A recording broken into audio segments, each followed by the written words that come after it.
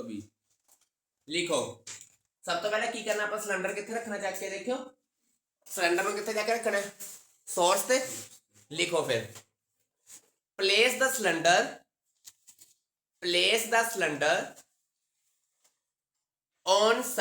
on source, place the cylinder on source so that gas acquire, gas का temperature कितना हो जाता है उरे देखो T1 है T1, so that gas acquire temperature T1, so that gas acquire temperature T1 of the source, temperature T1 of the source। लिख लिया। The gas is allowed to expand, gas expand कर दिया ना, gas is allowed to expand। तो जब gas expand करोगे अपन पता किमें लगेगा एक्सपैंड करी है, पिस्टन ऊपर में मूव करूंगा ना, अपन तद ही पता लगेगा गैस ऊपर में आई है। Gas is allowed to expand by slow outward motion of piston, by slow outward motion of piston। लिख लिया विभूति Yashika, by slow outward motion of piston। लिख लिया। as the gas absorb the required, as the gas absorb the required amount of heat from source,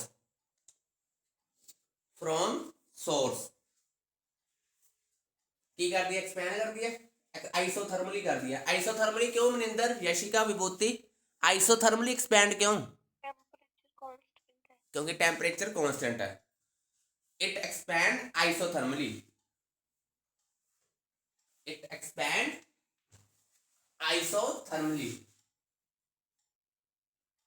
चलो भी अगे कितनी heat लेती है सोर्स तो देखो डायग्राम च, सोर्स जो हीट कितनी लेती Q1।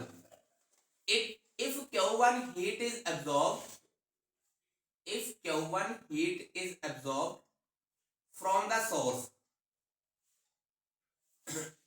from the source,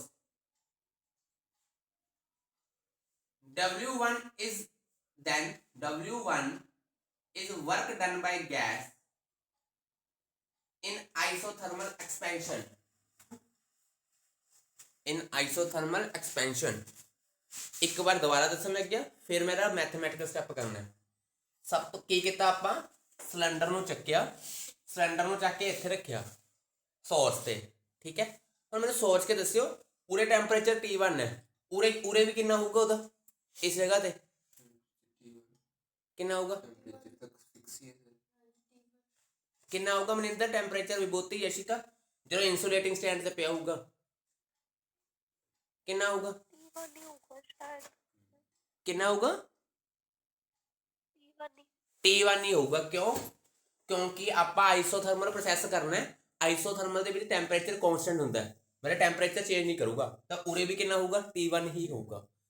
source ਨੂੰ ਇੱਥੇ ਪਹਿਲਾਂ ਇੱਥੇ ਰੱਖਿਆ ਸਿਲੰਡਰ ਨੂੰ ਇੱਥੇ ਰੱਖਤਾ, ਟੈਂਪਰੇਚਰ ਕਾਂਸਟੈਂਟ ਹੈ, ਪ੍ਰੈਸ਼ਰ ਵੋਲਿਊਮ ਚੇਂਜ ਕਰ ਗਏ। ਜਦੋਂ ਤੁਸੀਂ ਹੁਣ ਉਹਨੇ ਕੀਤਾ ਗੈਸ ਨੇ ਹੀਟ ਲੈ ਲਈ ਸੋਰਸ ਤੋਂ, ਕਿੰਨੀ ਹੀਟ ਲੱਤੀ ਹੈ Q1, गैस की कर गई एक्सपैंड कर गई, गैस की कर गई गैस एक्सपैंड करी है। ਆਪਾਂ ਨੂੰ ਕਿਵੇਂ ਪਤਾ ਲੱਗਦਾ ਹੈ, ਜਦੋਂ ਪਿਸਟਨ ਮੂਵ ਕਰਦਾ ਹੈ, ਜਦੋਂ ਮੈਂ ਲਿਖਵਾਇਆ ਨਾ ਜਦੋਂ ਪਿਸਟਨ ਮੂਵ ਕਰਦਾ ਤਦ ਪਤਾ ਲੱਗਦਾ ਆਪਾਂ ਨੂੰ ਗੈਸ एक्सपैंड करी है, ठीक है। गैस एक्सपैंड कर गई। आइसोथर्मली क्यों करी है, क्योंकि टेम्परेचर क्या है कांस्टेंट है, टेम्परेचर क्या है उरे आ भी लग गया पता। ਹੁਣ अगला स्टैप देखियो, ਹੁਣ ਜਦੋਂ ਗੈਸ ਉੱਪਰ ਨੂੰ ਗਈ ਹੈ, ਗੈਸ ਨੇ ਵਰਕ ਕਰਿਆ ਹੋਣਾ, ਐਕਸਪੈਂਸ਼ਨ 'ਚ ਕੌਣ ਵਰਕ ਕਰਦਾ ਹੁੰਦਾ, ਗੈਸ ਕਰਦੀ ਹੁੰਦੀ ਹੈ। ਤਾਂ ਫਿਰ ਯਾਦ ਕਰੋ ਹੁਣ, ਚਲੋ ਕਰ ਲਓ ਦੁਬਾਰਾ ਬਣਾ ਲੈਂਦੇ ਹਾਂ। ਇੱਥੇ ਕੀ ਸੀਗਾ ਇਨਸੂਲੇਟਿੰਗ ਸਟੈਂਡ, ਇੱਥੇ ਸੀ ਸੋਰਸ।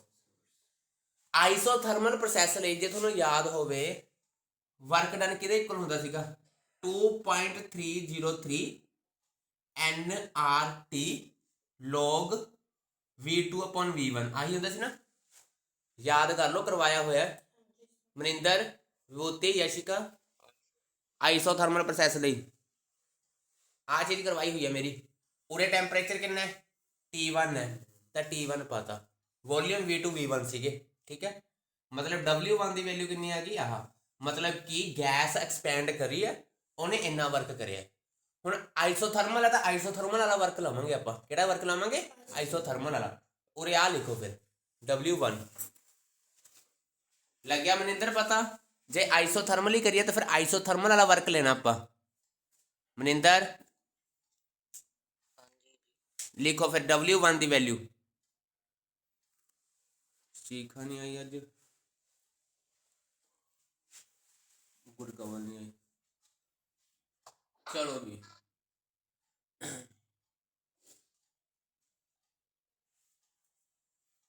करिए हूँ अगे अगे करिए। विभूति लिख लिया, मनिंदर, शिखा, यशिका।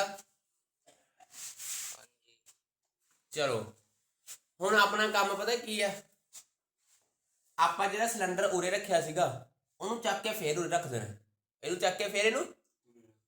हुण ध्यान नाल सुणिओ, हुण उरे उहदा प्रैशर सीगा P2, वॉल्यूम कितना सीगा V2 नहीं सर P2, ठीक है। टैंपरेचर कितना सीगा T1, टैंपरेचर कितना सीगा।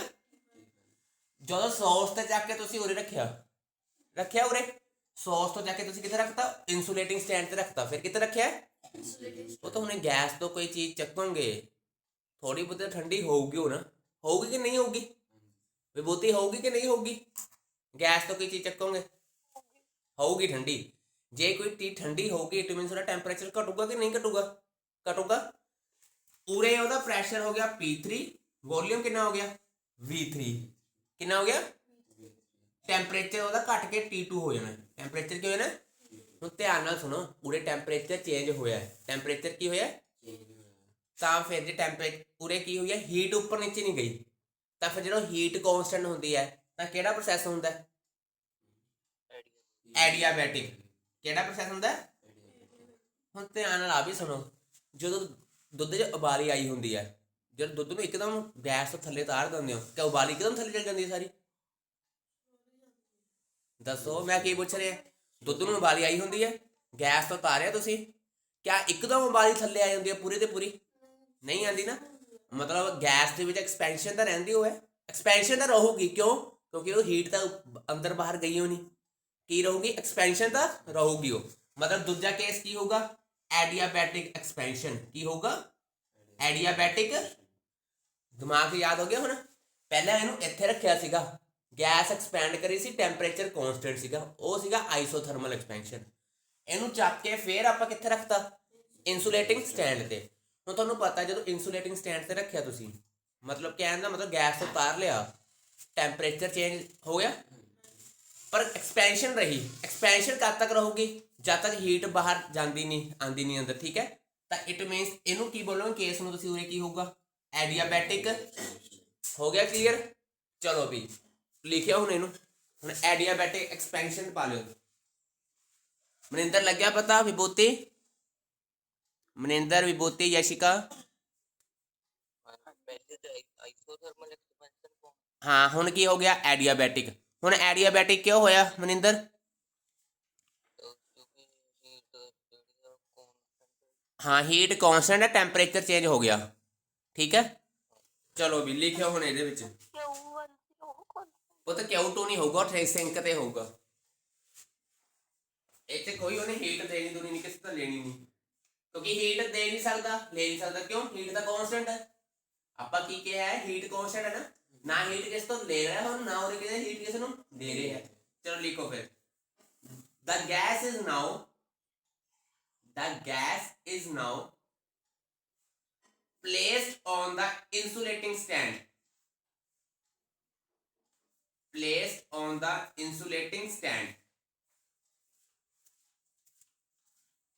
and allowed to expand slowly, allowed to expand slowly till its temperature till its temperature falls to T2 till its insulating stand and allowed to expand slowly till its temperature falls to T2। लिख लिया? जब तक ਉਹਦਾ temperature T2 ਤੇ ਨਹੀਂ ਆਉਂਦਾ ਜਦ ਤੱਕ ਉਹਨੂੰ ਉੱਪਰੋਂ ਐਕਸਪੈਂਡ ਕਰੀ ਜਾਣਾ ਹੈ। ਠੀਕ ਹੈ, ਚਲੋ ਵੀ ਹੁਣ ਉਰੇ ਦੱਸਿਓ ਐਕਸਪੈਂਡ ਹੋ ਰਿਹਾ ਹੈ, ਵਰਕ ਕੌਣ ਕਰੂਗਾ? ਗੈਸ ਹੀ ਕਰੂਗੀ ਉਰੇ ਵੀ। ਚਲੋ ਵੀ ਇਸ ਕੇਸ ਦੇ ਵਿੱਚ ਪਹਿਲਾਂ W1 ਸੀਗਾ, ਹੁਣ ਕੀ ਕਹੂਗਾ? W2। ਯਾਦ ਕਰੋ ਵਰਕ ਡਨ ਡਿਊਰਿੰਗ ਐਡੀਆਬੈਟਿਕ ਪ੍ਰੋਸੈਸ ਮੈਂ ਕੀ ਕਰਵਾਇਆ ਸੀਗਾ? NR T2 ਮਾਈਨਸ T1 नीचे की ਹੁੰਦਾ ਸੀਗਾ ਗਾਮਾ ਮਾਈਨਸ 1 ਜਾਂ 1 ਮਾਈਨਸ ਗਾਮਾ। ਦੇਖਿਓ 1 ਮਾਈਨਸ ਗਾਮਾ ਹੁੰਦਾ ਸੀ, 1 ਮਾਈਨਸ ਦੇਖੋ ਯਾਰ ਆਹੀ ਹੁੰਦਾ ਸੀ, ਆਹੀ ਸੀਗਾ NR T2 minus T1 upon 1 minus ਆ ਕਰਵਾਇਆ ਸੀ ਨਾ। ਹੁਣ ਉਰੇ ਆ ਕਿਉਂ ਲਾਇਆ ਮੈਂ ਦੱਸਿਓ ਯਾਰ, ਉਰੇ ਆ ਵਾਲਾ ਫਾਰਮੂਲਾ ਕਿਉਂ ਲਾਇਆ? 2 ਕਿਉਂਕਿ ਐਡੀਆਬੈਟਿਕ ਹੈ। मैं थोनों 2 आर्टिकल कराए हुए हैं, work done during isothermal, work done during ਹੁਣ ਐਡੀਆਬੈਟਿਕ ਪ੍ਰੋਸੈਸ ਹੋਇਆ ਤਾਂ ਫਿਰ ਆਹ ਵਾਲਾ ਵਰਕ ਦਾ ਫਾਰਮੂਲਾ ਲਾਵਾਂਗੇ, ਇਹਨੂੰ ਨੰਬਰ 2 ਦੇ ਦਿਓ, ਵਰਕ W2 ਪਾ ਕੇ। ਲੱਗ ਗਿਆ ਪਤਾ ਵਿਭੂਤੀ? ਸਿੰਕ ਤੇ T2 ਕੋਈ ਨਾ, ਫਿਰ ਹੁਣ T2 ਤੇ ਲੈ ਕੇ ਜਾਵਾਂਗੇ ਉਧਰ ਟੈਂਪਰੇਚਰ ਕਨਸਟੈਂਟ ਰਹੂਗਾ। ਪਹਿਲਾਂ ਜਦੋਂ ਆਪਾਂ ਇਨਸੂਲੇਟਿੰਗ ਸਟੈਂਡ ਰੱਖਿਆ ਜਦੋਂ T1 ਰੱਖਿਆ ਸੀਗਾ, ਫਿਰ ਉੱਥੇ ਲੈ ਗਏ T1 दोबारा लेके आए, फिर T2 हो गया। लग गया पता विभूति? दिमाग दे विच एक चीज याद रखियो, ਜਦੋਂ ਸਟਾਰਟ ਕੀਤਾ ਸੀ ਉਦੋਂ ਇਨਸੂਲੇਟਿੰਗ ਸਟੈਂਡ ਦਾ ਟੈਂਪਰੇਚਰ ਕਿੰਨਾ ਸੀਗਾ? T1 ਸੀਗਾ। ਕਿਉਂਕਿ T1 ਕਿਉਂ? ਜਦੋਂ ਆਪਾਂ ਨੂੰ ਉਰੇ ਚੱਕ ਕੇ ਲੈ ਕੇ ਆਣਾ ਤਾਂ ਤੁਹਾਡੇ ਕੋਲ ਆਈਸੋਥਰਮਲ ਲਈ ਟੈਂਪਰੇਚਰ ਕਾਂਸਟੈਂਟ ਰਹੇ। ਜਦੋਂ ਇਹਨੂੰ ਚੱਕ ਕੇ ਫੇਰ ਲੈ ਕੇ ਗਏ ਫਿਰ ਇਨਸੂਲੇਟਿੰਗ ਸਟੈਂਡ ਦਾ ਕਿੰਨਾ ਟੈਂਪਰੇਚਰ ਹੈ? T2। ਆ ਵੀ ਚੀਜ਼ ਲੱਗੇ ਪਤਾ? ਹੁਣ ਤੁਸੀਂ ਕੁਐਸਚਨ ਪੁੱਟ ਕਰੋਗੇ ਕਿ T2 ਦਾ ਇਹਦਾ ਵੀ ਹੈ ਪੁੱਤ। ਹੁਣ ਚੱਕ ਕੇ ਜਦੋਂ ਉਹਨੂੰ ਉੱਧਰ ਲੈ ਕੇ ਜਾਵਾਂਗੇ ਟੈਂਪਰੇਚਰ ਆਪਾਂ ਨੂੰ ਕੀ ਚਾਹੀਦਾ? ਕਾਂਸਟੈਂਟ ਨਹੀਂ ਚਾਹੀਦਾ ਆਈਸੋਥਰਮਲ ਲਈ, ਫਿਰ ਹੋ ਗਿਆ ਨਾ ਕਾਂਸਟੈਂਟ T2।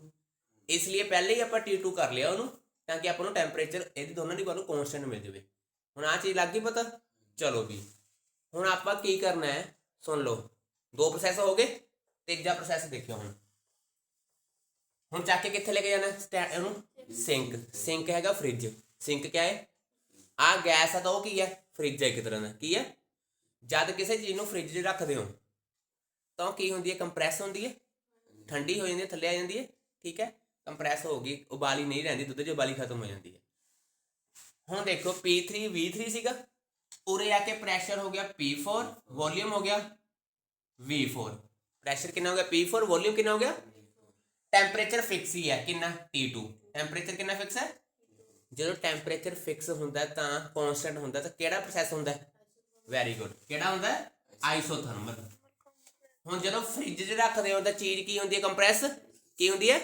ਫਿਰ ਉਰੇ ਕੀ ਹੋਊਗਾ ਜਦੋਂ ਉਹਨੂੰ ਉਰੇ ਰੱਖਾਂਗੇ? ਆਈਸੋਥਰਮਲ ਕੰਪਰੈਸ਼ਨ। ਕੀ ਹੋਊਗਾ? ਦਿਮਾਗ 'ਚ ਹੋ ਗਿਆ ਕਲੀਅਰ? ਹੁਣ ਚੱਕ ਕੇ ਇਹਨੂੰ ਕਿੱਥੇ ਰੱਖਤਾ? ਫ੍ਰਿਜ 'ਤੇ ਰੱਖਤਾ। ਫ੍ਰਿਜ 'ਚ ਚੀਜ਼ ਕੰਪਰੈਸ ਹੁੰਦੀ ਹੈ। ਕੀ ਹੁੰਦੀ ਹੈ? ਕੰਪਰੈਸ। ਉਰੇ P3 ਸੀ, V3 ਸੀਗਾ, ਉਰੇ ਕੀ ਹੋ ਗਿਆ? P4 V4 ਹੋ ਗਿਆ। ਟੈਂਪਰੇਚਰ ਫਿਕਸ ਹੀ ਹੈ, ਉਰੇ ਵੀ T2 ਸੀਗਾ, ਉੱਥੇ ਵੀ T2 ਹੈ। ਜਦ ਟੈਂਪਰੇਚਰ ਫਿਕਸ ਹੁੰਦਾ, ਮੈਂ ਕਿੰਨੀ ਵਾਰ ਕਿਹਾ ਕੀ ਚੀਜ਼ ਹੁੰਦੀ ਹੈ? ਆਈਸੋਥਰਮਲ ਹੁੰਦਾ ਹੈ। ਆਈਸੋਥਰਮਲ ਲਿਖ ਲਿਆ, ਚੀਜ਼ ਉਰੇ ਥੱਲੇ ਨੂੰ ਗਈ ਹੈ ਤਾਂ ਕੰਪਰੈਸ ਹੋ ਗਈ। ਹੁਣ ਉਰੇ ਕੀ ਹੋਊਗਾ? Isothermal compression. ਲੱਗਿਆ ਪਤਾ ਯਸ਼ਿਕਾ, ਅਮਰਜੀਤ, ਯਸ਼ਿਕਾ? चलो अगला हम third C heading, third heading पायो आइसोथर्मल कंप्रेशन। आइसोथर्मल सौखा ही है, बस स्टेप याद रखने कि किधर चक के लेके आना। द गैस इज नाउ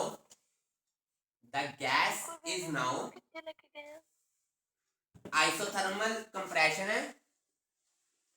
लिखो थर्ड पॉइंट है मतलब third heading, the gas is now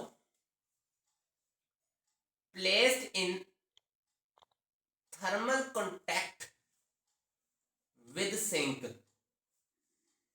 placed in thermal contact with the sink at temperature T2। लिख लिया। हम उन्हें गैस की करोगे फ्रिज में रखी है compress. The gas is slowly compress. Compress भी कदों होती है जो हीट इधर उधर चल जूगी तां ही कंप्रेस होगी। Gas is slowly compressed so that heat is produced it easily flow to the sink। ਹੁਣ ਸੁਣ ਲਓ ਜਿਹੜਾ ਵਿਭੂਤੀ ਤੋਂ ਪੁੱਛਦੀ ਸੀ ਨਾ Q2, ਇਹਨੇ ਇਹ ਤੋਂ Q1 ਲੱਤੀ ਸੀਗੀ ਹੀਟ ਸੋਰਸ ਤੋਂ। ਜਦੋਂ ਇਹਦੇ ਉੱਤੇ ਰੱਖਤਾ ਸਿੰਕ ਨੂੰ ਕਿੰਨੀ ਦੇਤੀ Q2 ਦੇਤੀ। ਕਿੰਨੀ ਹੀਟ ਦੇਤੀ ਕਿਉਂਕਿ ਫ੍ਰਿਜ 'ਚ ਉਹਨੇ ਹੀਟ ਛੱਡ ਦੇਣੀ ਹੈ, ਛੱਡਤੀ। ਸਿੰਕ ਕੋਲ ਕਿੰਨੀ ਹੀਟ ਆ ਗਈ Q2 ਆ ਗਈ। ਲਿਖੋ ਫਿਰ the heat is flow to the sink full stop। the temperature remains constant। temperature remains constant that is T2। temperature remains constant that is T2। लिख लिया। कितनी हीट दती है उन्हें सिंक ਨੂੰ देखो जरा बोर्ड तो देख के दसियो Q2। if Q2 is heat released by gas to sink। लिख लिया। Q2 is heat released by gas to sink and W3 is work done on the gas। W3 is the work done on the gas by surroundings। ਹੁਣ ਜਰਾ ਮੈਨੂੰ ਦੇਖ ਕੇ ਦੱਸਿਓ online ਜਿੰਨੇ ਵੀ ਬੈਠ ਪੜ ਰਹੇ ਨੇ ਵੀ ਪ੍ਰੈਸ਼ਰ ਜਿਹੜਾ P3 V3 ਟੈਂਪਰੇਚਰ T2 ਸੀਗਾ ਕਿੱਥੇ ਚੇਂਜ ਹੋਇਆ ਉਹ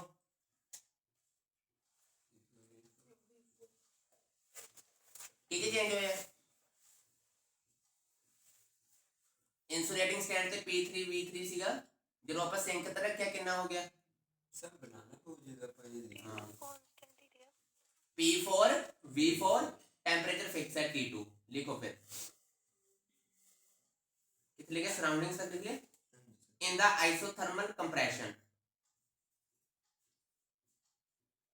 which takes its state from P3 V3 T2 to P4 V4 T2। P4 V4 लिख लिया। चलो भी हम आप करना वर्क डन।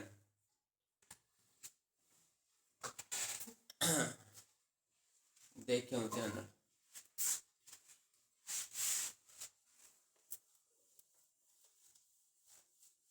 ओ चलो कोई नहीं। W3 सी ना उरे आइसोथर्मल है। आइसोथर्मल वर्क की होती 2.303 अगे NRT टेम्परेचर कितना हो रहा T2 है अगे log अगे V4 अपॉन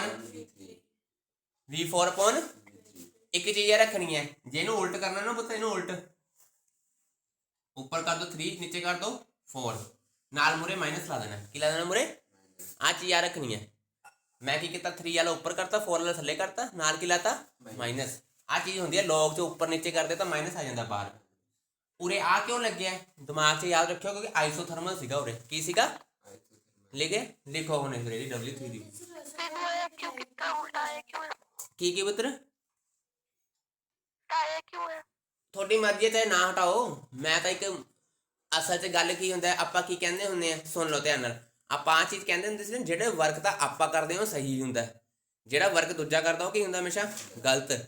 ਉਰੇ work done on the gas ਹੈ ਔਨ ਦਾ ਸਿਸਟਮ ਹੈ ਉਹ ਕੀ ਹੁੰਦਾ ਹਮੇਸ਼ਾ ਉਹਨੂੰ ਨੈਗੇਟਿਵ ਸ਼ੋ ਕਰਨ ਲਈ ਮੈਂ ਇਧਰ ਆ ਮਾਈਨਸ ਕਾਮਨ ਲੈ ਲਿਆ ਮਾਈਨਸ ਬਾਹਰ ਰੱਖਿਆ।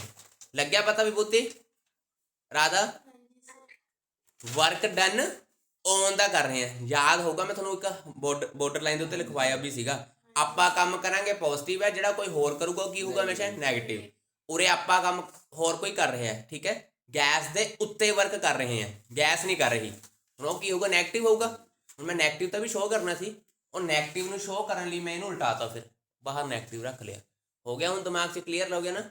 ਚਲੋ ਵੀ ਲਿਖ ਲਿਆ, ਡਾਇਗਰਾਮ ਫਿਰ ਬਣਾਉਣੀ ਪਊ ਮੈਨੂੰ। ਚਲੋ ਬਣਾ ਲੈਂਦੇ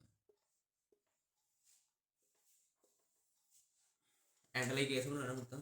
ਸੋਰਸ, ਸਿੰਕ, ਓਏ insulating stand, sink, cylinder, ideal gas ਉਰੇ ਰੱਖਤਾ ਸੀ ਆਪਾਂ, ਠੀਕ ਹੈ। ਹੁਣ ਚੱਕ ਕੇ ਉਰੇ ਕਿੰਨਾ ਸੀਗਾ ਪ੍ਰੈਸ਼ਰ P4, ਉਰੇ ਕਿੰਨਾ ਹੈ V4, ਟੈਂਪਰੇਚਰ ਕਿੰਨਾ ਹੈ T2, ਠੀਕ ਹੈ।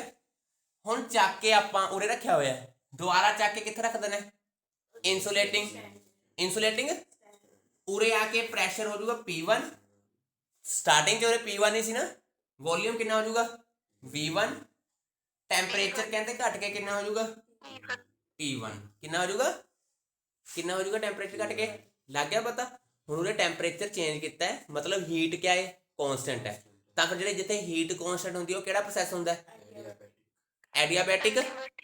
ਹੁਣ ਫ੍ਰਿਜ ਤੋਂ ਚੀਜ਼ ਕਰਦੇ ਹੋ ਇੱਕਦਮ ਗਰਮ ਹੋ ਜਾਂਦੀ ਹੈ, ਬਾਹਰ ਆ ਕੇ ਠੰਡੀ ਹੋ ਜਾਂਦੀ ਹੈ, ਮਤਲਬ ਕੰਪਰੈਸ਼ਨ ਹੀ ਰਹੂਗਾ, ਉਰੇ ਕੀ ਹੋਊਗਾ ਐਡੀਆਬੈਟਿਕ ਕੰਪਰੈਸ਼ਨ। ਵੈਰੀ ਗੁੱਡ, ਹੁਣ ਲੱਗ ਗਿਆ ਦਿਮਾਗ 'ਚ ਸਮਝ ਹੋ ਗਿਆ ਨਾ।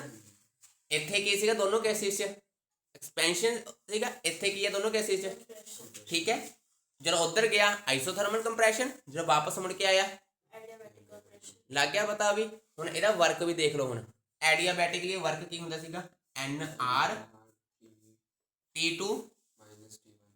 T2 ਮਾਈਨਸ ਨੀਚੇ 1 ਮਾਈਨਸ ਆਹੀ ਹੁੰਦਾ ਸੀਗਾ। ਹੁਣ ਪਤਾ ਮਾਈਨਸ 'ਚ ਲੈਣਾ, ਕਿਉਂ ਲੈਣਾ ਸੋਚ ਕੇ ਦੱਸਿਓ। क्योंकि उरे कंप्रेशन है, उरे क्या है याद रखियो उरे की चीज है तो नेगेटिव लाना नाल। लग गया पता, चलो लिखो फोर्थ पॉइंट। मनिंदर लग गया पता नहीं चारों केस चलो डायग्राम बनानी है ना एक ही बनानी है। चलो भी लिखो हुन केड़ा सीगा एडियाबैटिक कंप्रेशन लिखियो हुन। The cylinder is again placed on insulating stand. The cylinder is again placed on insulating stand. Full stop. The gas is further compressed. Compress ही होगी, फ्रिज में चीज करता हूँ एकदम थोड़ी गर्म हो जाएगी, ठंडी हो रहती है थोड़ी बहुत। The gas is further compressed slowly, so gas return to its initial state. Gas returns to its initial state P1 V1 T1। दोबारा मुड़ के उत्थे आ गई ना P1 V1 T1 full stop। If W4 is work done,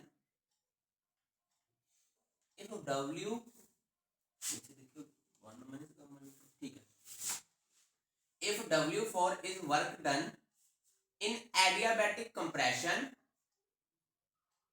from P4 V4 T2 to from P4 V4 T2 to P1 V1 T1 लिख दो फिर W4 की वैल्यू। इक्वेशन नंबर 4 बनी ना, W4 की वैल्यू लिख दो, ऊपर लिखी हुई है देखो कितनी लिखी हुई है और लिखी हुई W4 वो लिखा हुआ है एंड नीचे। सर एक क्वेश्चन है हां जिਵੇਂ सर ਤੁਸੀਂ W3 ਚ ਮਾਈਨਸ ਬਣਾਉਣ ਦੀ ਕੁਝ ਕੀਤਾ ਸੀ ਤੇ W4 ਤੇ ਵੀ ਕੁਝ ਕਰਨਾ ਹੋ। W4 ਦੇ ਵਿੱਚ ਦੇਖੀ ਕੀ ਕੀਤਾ ਹੈ T2 की लेता है मैंने T2 माइनस T1 लेता है ना NR T2 माइनस T1 तो ए कर ਉਹਦੇ ਵਿੱਚੋਂ ਮਾਈਨਸ ਕਾਮਨ ਲੈ ਲਾ ਉੱਪਰ ਕੀ ਬਣ ਜਾਊਗਾ। ਪਰ ਵੈਸੇ ਤਾਂ ਇੱਕ ਚੀਜ਼ ਯਾਦ ਰੱਖ, ਜਦ ਕੰਪਰੈਸ਼ਨ ਹੁੰਦਾ ਤਾਂ ਵੋਲਿਊਮ ਵੀ ਘਟਦਾ ਹੁੰਦਾ। ਉਸ ਕੇਸ 'ਚ ਵੋਲਿਊਮ ਦੀ ਗੱਲ ਹੋਈ ਸੀ ਤਾਂ ਵੋਲਿਊਮ ਵੀ ਰੱਖਿਆ ਸੀ ਆਪਾਂ ਉੱਪਰ। ਵੋਲਿਊਮ ਕਿਹੜਾ ਬੜਾ ਸੀਗਾ V3 ਵੱਡਾ ਸੀਗਾ, ਹਮੇਸ਼ਾ ਉੱਪਰ ਰੱਖਦੇ ਹੁੰਦੇ ਆ ਵੀ ਚੀਜ਼ ਯਾਦ ਰੱਖਿਓ। ਇਹਦੇ ਵਿੱਚ ਵੋਲਿਊਮ ਹੈ ਨਹੀਂ ਤਾਂ ਮਾਈਨਸ ਤਾਂ ਲਾਣਾ ਹੀ ਪੈਣਾ ਤੁਹਾਨੂੰ। ਕੰਪਰੈਸ਼ਨ ਦੇ ਵਿੱਚ ਵਰਕ ਡਨ ਹਮੇਸ਼ਾ ਨੈਗੇਟਿਵ ਹੁੰਦਾ। ਚੀਜ਼ ਯਾਦ ਰੱਖਣੀ ਹੈ ਤੁਸੀਂ। ਕੀ ਹੁੰਦਾ ਉਹਦੇ ਵਿੱਚ ਤਾਂ ਮੈਂ ਤੁਹਾਨੂੰ ਦੱਸਦਾ ਸੀਗਾ, ਉਹ 'ਤੇ ਕੁਝ ਨਹੀਂ ਕਰ ਸਕਦੇ, ਉਹ 'ਤੇ ਮੈਂ ਤੁਹਾਨੂੰ ਦਿਖਾਤਾ ਸੀ ਐਵੇਂ ਨੈਗੇਟਿਵ ਬਣਿਆ ਹੋ। ਇਹਦੇ ਵਿੱਚ ਕੁਝ ਕਰ ਨਹੀਂ ਸਕਦੇ, ਨੈਗੇਟਿਵ ਲਾਉਂਗੇ ਨਾਲ ਤੁਸੀਂ, ਕਿ ਮਾਈਨਸ ਨਾਲ ਲੈਣਾ ਹੀ ਲੈਣਾ। ਇਹਦੇ ਹੋ ਗਿਆ ਉਰੇ ਤੱਕ ਕਰ ਲਿਆ। ਹੁਣ ਮੈਂ ਰੇਸ ਕਰਨ ਲੱਗਿਆ, ਮੈਨੂੰ ਆਨਸਰ ਤੁਸੀਂ ਦੱਸਣੇ ਆ ਸਾਰੇ। W1 ਦੀ ਵੈਲਿਊ ਦੱਸੋ ਜਲਦੀ ਜਲਦੀ। W1 ਦੀ 2 ਮਿੰਟ ਕਰੋ, 4 ਕਾਲਮ ਬਣਨਗੇ 1 2 3। W1 ਦੀ ਵੈਲਿਊ ਕਿੰਨੀ ਹੈ? 2.303। ਅੱਗੇ RT1 log V2 ਚਲੋ ਵੀ W2 ਦੀ ਕਿੰਨੀ ਹੈ? NR upon 1 minus gamma। ਚਲੋ ਵੀ W3 ਦੀ ਕਿੰਨੀ ਹੈ? minus 2.303 ਅੱਗੇ RT NRT T2 ਅੱਗੇ log V3 upon ਚਲੋ W4 ਦੀ minus NR T2 minus upon ਆਹੀ ਹੈ ਨਾ। ਆ W1 W2 W3 W4 ਆਹੀ ਚੀਜ਼ਾਂ। ਟੋਟਲ ਵਰਕ ਕਿਵੇਂ ਕੱਢੋਗੇ? ਚਾਰਾਂ ਨੂੰ ਕੀ ਕਰ ਦੋਗੇ? W1 ਪਲੱਸ W3 ਪਲੱਸ ਆਹੀ ਹੋਊਗਾ। ਜੋ ਸਭ ਨੂੰ ਪਲੱਸ ਪਲੱਸ ਕਰੋਗੇ ਆ ਦੋਨੋਂ ਟਰਮਸ ਤਾਂ ਕੈਂਸਲ ਹੋ ਜਾਣਗੀਆਂ। ਕਿਉਂ? ਕਿਉਂਕਿ ਸੇਮ ਹੀ ਨੇ। ਆ ਨੈਗੇਟਿਵ ਹੈ ਪੋਜ਼ਿਟਿਵ ਹੈ, ਬਚ ਕਿਹੜੀਆਂ ਜਾਣਗੀਆਂ? ਆਹ ਮਤਲਬ ਕੀ ਬਚ ਗਿਆ? 2.303 NRT1 log V1 ਅੱਗੇ minus 2.303 NRT2 log V3 upon V4 ਆਹੀ ਚੀਜ਼ ਬਣੀ। ਧਿਆਨ ਨਾਲ ਦੇਖੇ, ਇਹਨੂੰ ਮੈਂ ਕੀ ਕਿਹਾ ਸੀ? Q1 ਨਹੀਂ ਕਿਹਾ ਸੀਗਾ, ਇਹਨੂੰ ਕੀ ਕਿਹਾ ਸੀਗਾ? ਲੋ ਵੀ ਆਂਸਰ ਕੀ ਆਇਆ। ਇਸ ਤਰ੍ਹਾਂ ਵੀ ਲਿਖ ਸਕਦੇ ਹਾਂ। ਆਹ ਸਟੈਪ ਸਾਰੇ ਕਰ ਦੋ। ਹੁਣ ਇੱਥੇ ਖਤਮ ਹੋ ਜਾਣਾ। ਜਿੱਥੇ ਕਲਾਸ ਖਤਮ ਹੋ ਗਈ ਨਾ, ਸੇਮ ਆਈਡੀ ਤੇ ਜੁਆਇਨ ਕਰਿਓ।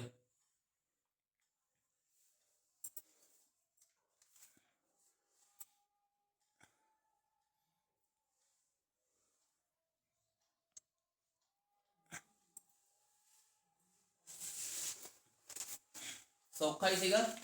ਮਨਿੰਦਰ ਸਮਝ ਲੱਗ ਗਿਆ ਸਾਰਾ? ਕੈਰਨੋਟ,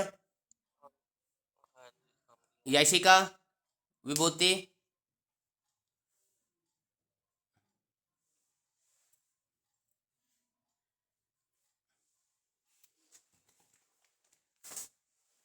ਕੀ ਕੀਤਾ ਆਪਾਂ?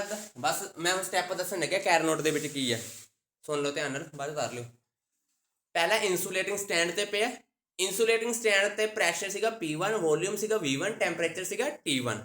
ਚੱਕ ਕੇ ਉਹਨੂੰ ਰੱਖਿਆ ਆਪਾਂ ਸੋਰਸ ਤੇ। ਠੀਕ ਹੈ, ਸੋਰਸ ਤੇ ਪ੍ਰੈਸ਼ਰ ਹੋ ਗਿਆ P2, ਵੋਲਿਊਮ ਹੋ ਗਿਆ, ਟੈਂਪਰੇਚਰ ਕਿੰਨਾ ਫਿਕਸ ਹੈ। ਕਿੰਨਾ? ਇੱਥੋਂ ਆਹ ਪਤਾ ਲੱਗ ਗਿਆ ਜੇ ਟੈਂਪਰੇਚਰ ਫਿਕਸ ਹੈ ਤਾਂ ਆਈਸੋਥਰਮਲ ਹੋਊਗਾ। ਸੋਰਸ ਤੋਂ ਉਹਨੇ ਹੀਟ ਲੈਣੀ ਹੈ। ਹੀਟ ਕਿੰਨੀ ਲੈਤੀ ਉਹਨੇ? Q1। ਜਦ ਕੋਈ ਗੈਸ ਹੀਟ ਲੈਂਦੀ ਹੈ ਤਾਂ ਐਕਸਪੈਂਡ ਕਰਦੇ ਆ, ਕੀ ਹੋਗੀ? ਐਕਸਪੈਂਸ਼ਨ। ਆਈਸੋਥਰਮਲ ਸੀਗਾ, ਐਕਸਪੈਂਸ਼ਨ ਹੋ ਗਈ। ਤਾਂ ਪਹਿਲਾ ਟੌਪਿਕ ਦਾ ਨੇਮ, ਪਹਿਲੀ ਹੈਡਿੰਗ ਕੀ ਸੀਗੀ? ਆਈਸੋਥਰਮਲ ਐਕਸਪੈਂਸ਼ਨ। ਆਹੀ ਲਿਖੀ ਆਪਾਂ। ਠੀਕ ਹੈ, ਉਹਦਾ ਵਰਕ ਡਨ ਦਾ ਫਾਰਮੂਲਾ ਲਾਤਾ। ਹੁਣ ਆ ਜਾਓ ਆਪਾਂ ਚੱਕ ਕੇ ਉਹ ਸੋਰਸ ਤੋਂ ਕਿੱਥੇ ਰੱਖਤਾ? ਫਿਰ ਇਨਸੂਲੇਟਿੰਗ। ਉਰੇ P2 V2 ਸੀਗਾ, ਉਰੇ ਆ ਕੇ ਕੀ ਹੋ ਗਿਆ? P3 V3। ਟੈਂਪਰੇਚਰ ਕਿੰਨਾ ਸੀਗਾ? T1। ਉਰੇ ਆ ਕੇ ਕਿੰਨਾ ਹੋ ਗਿਆ? T2 ਹੋ ਗਿਆ। ਹੁਣ ਟੈਂਪਰੇਚਰ ਚੇਂਜ ਕਰ ਚੁੱਕਿਆ ਹੈ, ਪਰ ਕਹਿੰਦੇ ਗੈਸ ਹਜੇ ਵੀ ਐਕਸਪੈਂਡ ਕਰ ਰਹੀ ਹੈ। ਐਕਸਪੈਂਡ ਕਰ ਰਹੀ ਹੈ ਮਤਲਬ ਹੀਟ ਨਾ ਬਾਹਰ ਗਈ ਹੈ ਨਾ ਅੰਦਰ ਆਈ ਹੈ। ਜਦੋਂ ਹੀਟ ਨਾ ਅੰਦਰ ਨਾ ਬਾਹਰ ਜਾਂਦੀ ਹੈ ਫਿਰ ਕੀ ਹੁੰਦਾ? ਐਡੀਆਬੈਟਿਕ ਹੁੰਦਾ। ਇਟ ਮੀਨਸ ਇਸ ਕੇਸ 'ਚ ਕੀ ਹੋਊਗਾ? ਐਡੀਆਬੈਟਿਕ ਐਕਸਪੈਂਸ਼ਨ। ਲੱਗ ਗਿਆ ਪਤਾ? ਹੁਣ ਚੱਕ ਕੇ ਫ੍ਰਿਜ ਤੇ ਰੱਖਤਾ। ਫ੍ਰਿਜ ਤੇ ਜਾ ਕੇ ਕੀ ਹੋ ਗਿਆ? ਪ੍ਰੈਸ਼ਰ P3, 2 ਮਿੰਟ, ਉਹ P2 ਉਧਰ ਸੀ, ਉਰੇ P3। ਫ੍ਰਿਜ ਤੇ ਜਾ ਕੇ P4 V4 ਹੋ ਗਿਆ। ਠੀਕ ਹੈ, ਟੈਂਪਰੇਚਰ ਕਿੰਨਾ ਹੈ? ਫਿਕਸ ਹੈ T2।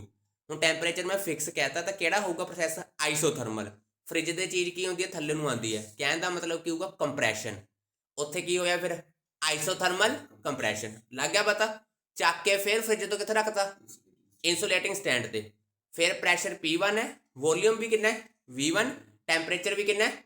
ਟੈਂਪਰੇਚਰ ਚੇਂਜ ਕਰ ਗਿਆ। ਹੁਣ ਬਸ ਜੇ ਟੈਂਪਰੇਚਰ ਚੇਂਜ ਕਰ ਗਿਆ ਕਿਹੜਾ ਪ੍ਰੋਸੈਸ ਹੋ ਗਿਆ ਫਿਰ? ਐਡੀਆਬੈਟਿਕ। ਕਿਹੜਾ? ਕੰਪਰੈਸ਼ਨ। ਐਡੀਆਬੈਟਿਕ ਚਾरों ਦੇ ਚਾरों ਪ੍ਰੋਸੈਸ ਲੱਗ ਗਏ ਪਤਾ ਚਾਰਾਂ ਦੇ ਵਰਕ ਡਨ ਲਿਖ ਦੇਣੇ ਆ ਚਾਰਾਂ ਨੂੰ ਕਰ ਦੇਣਾ ਪਲੱਸ ਆ ਆਨਸਰ ਬਣ ਜਾਣਾ ਲੱਗ ਗਿਆ ਪਤਾ ਮਨਿੰਦਰ ਵਿਭੂਤੀ ਯਸ਼ਿਕਾ ਤੈਨੂੰ ਲੱਗ ਗਿਆ ਪਤਾ हाँ जी सर। चलो भी खत्म कर लिया बोर्ड वाला तार लिया सर तारो तारो जल्दी तारो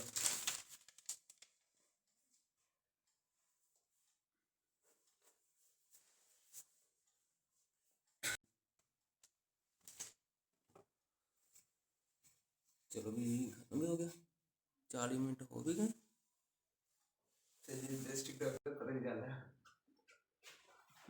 5 नंबर जाना बस कुछ भी नहीं है चैप्टर यूनिट से कुछ भी नहीं है।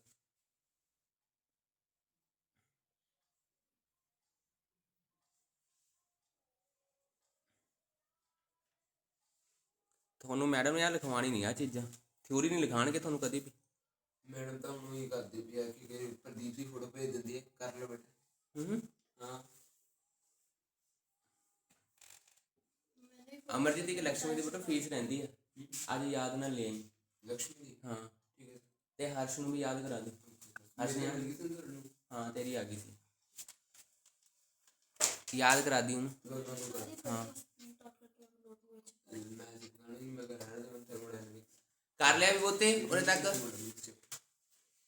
हाँ जी सर। भी करना है 2 मिनट रुक दो कर लो कर करना आज बस मारा है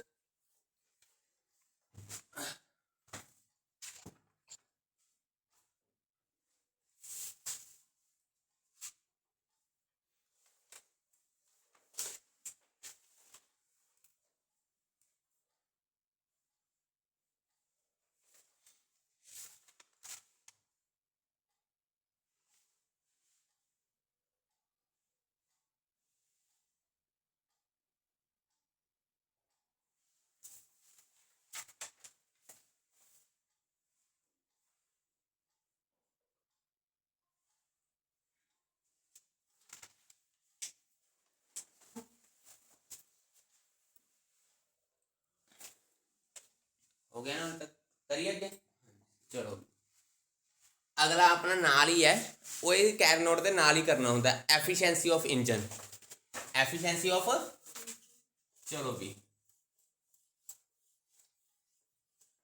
ਅੱਜ ਇੱਕ ਨਾ ਨੂਮੈਰੀਕਲ ਵੀ ਕਰਾਂਗੇ ਇਹਦੇ ਨਾਲ ਜਿਹੜਾ ਪੇਪਰ ਚ ਆਉਂਦੀ ਆਉਂਦਾ ਹੁੰਦਾ ਐਫੀਸ਼ੀਐਂਸੀ ਦਾ ਹੁਣ ਟੌਪਿਕ ਦਾ ਨੇਮ ਕੀ ਹੈ efficiency of engine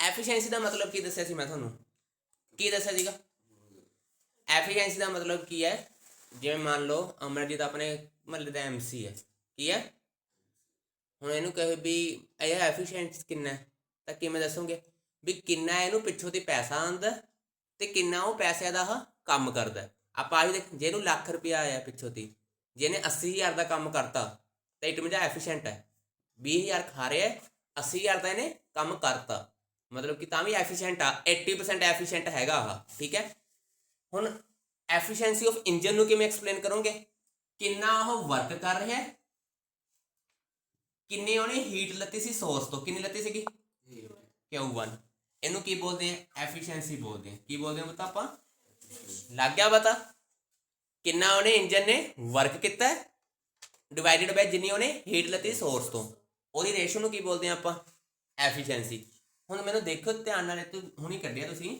work the formula ਕੀ ਕੱਢਿਆ Q1 ਮਾਈਨਸ ਆਹੀ ਕੱਢਿਆ ਨਾ ਪੁੱਟ ਕਰ ਦੋ ਕਰਤਾ ਪੁੱਟ Q1 ਨੂੰ ਇਹਦੇ ਥੱਲੇ ਵੀ ਲਿਖ ਲਓ Q1 ਨੂੰ ਇਹਦੇ ਥੱਲੇ ਵੀ ਲਿਖ ਲਓ ਕੀ ਆ ਗਿਆ सर ਆਹੀ ਚੀਜ਼ ਬਣ ਗਈ ਆ ਕੈਂਸਲ ਹੋ ਗਏ ਕਿੰਨੀ ਵੈਲਿਊ ਆ ਗਈ 1 minus q2 upon q1 very good ਲੱਗ ਗਿਆ ਹੁਣ ਪਤਾ ਬਈ ਆ ਚੱਕੋ ਹੋ ਗਿਆ ਕਲੀਅਰ ਚਲੋ ਵੀ ਲਿਖੋ ਹੁਣ ਐਫੀਸ਼ੀਐਂਸੀ ਆਫ ਇੰਜਨ ਪਾ ਲਓ ਐਫੀਸ਼ੀਐਂਸੀ ਆਫ ਇੰਜਨ ਲਿਖੋ it is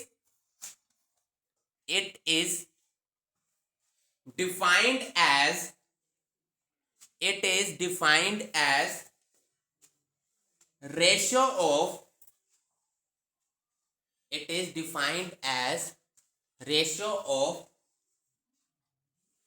net work done, it is defined as ratio of net work done per cycle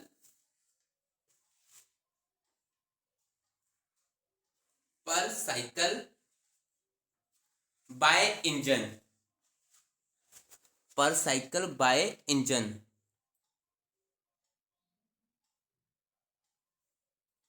लिख लिया, per cycle by engine to the amount of heat, to the amount of heat absorbed per cycle, absorbed per cycle by working substance from the source, per cycle by working substance from the source.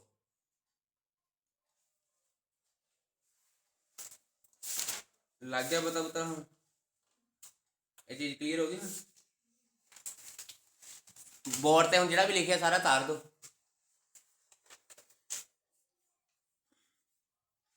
तो पिछली बार online class लाई clear सीगा पूरा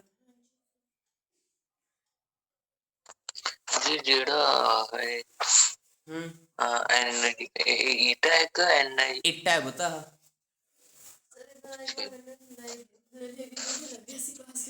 की मैं video बनाई हूँ तो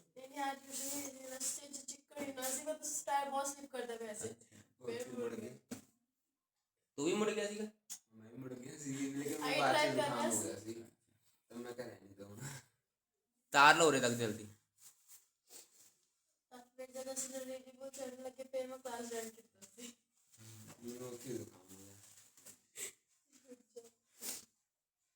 कर लिया विभूति यशिका चल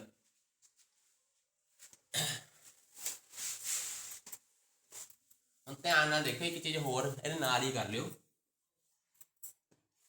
ਤੁਹਾਡੇ ਕੋਲ ਐਫੀਸ਼ੀਐਂਸੀ ਦਾ ਨੂਮੈਰੀਕਲ ਪੱਕਾ ਆਣਾ ਯਾਦ ਰੱਖਿਓ ਪੇਪਰ 'ਚ ਪਾਉਂਦੇ ਹੁੰਦੇ ਟੀਚਰ ਇਟਾ ਦੀ ਵੈਲਿਊ ਕਿਆ ਨਿਕਲੀ ਹੈ 1 Q2 upon Q1 ਹੁਣ ਤੁਸੀਂ ਇੱਕ ਚੀਜ਼ ਯਾਦ ਰੱਖਿਓ Q2 ਜਿਹੜੀ ਹੀਟ ਸੀਗੀ ਉਹ ਸੋਰਸ ਤੋਂ ਲੱਤੇ ਸੀਗੀ ਠੀਕ ਹੈ ਹੀਟ ਜਿਹੜਾ ਹੁੰਦਾ ਹੈ ਹੀਟ ਉਹ ਟੈਂਪਰੇਚਰ ਕਰਕੇ ਪ੍ਰੋਡਿਊਸ ਹੁੰਦੀ ਹੈ ਕਿਹਦੇ ਕਰਕੇ ਪ੍ਰੋਡਿਊਸ ਹੁੰਦੀ ਹੈ ਟੈਂਪਰੇਚਰ ਹਾਈ ਹੋਊਗਾ ਤਾਂ ਹੀਟ ਪ੍ਰੋਡਿਊਸ ਹੋਊਗੀ ਹੀਟ ਪ੍ਰੋਡਿਊਸ ਜੇ ਉਹਦੇ ਕੋਲ Q2 ਸੀਗਾ ਤਾਂ ਉਹਦਾ ਟੈਂਪਰੇਚਰ ਸਿੰਕ ਦਾ ਕਿੰਨਾ ਹੈ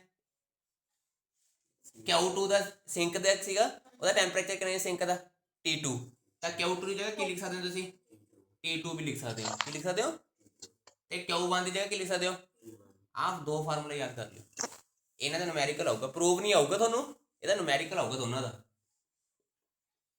ਇਹ ਦੋਨੋਂ ਕਰ ਲਓ ਹੁਣ ਮੈਂ ਇੱਕ ਨੂਮੈਰੀਕਲ ਪਾਉਂਗਾ ਇਹਦਾ ਜਿਹੜਾ ਪੇਪਰ 'ਚ ਆਉਂਦਾ ਹੁੰਦਾ ਟੈਂਪਰੇਚਰ ਵਾਲਾ ਇਹ ਲਿਖੋ ਜਰਾ ਇਹਨੂੰ ਬਾਰਡਰ ਲਾਈਨ ਤੇ ਉੱਪਰ ਲਿਖ ਲਓ ਚਾਹੇ ਡੱਬੇ 'ਚ ਪਾ ਕੇ ਲਿਖ ਲਓ ਨੂਮੈਰੀਕਲ ਪੱਕਾ ਹੋਊਗਾ ਇਹਦਾ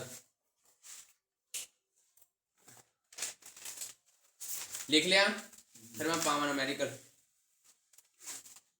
करा पावा चलो भी एक कैरनोट engine has efficiency between 100 Kelvin and 500 Kelvin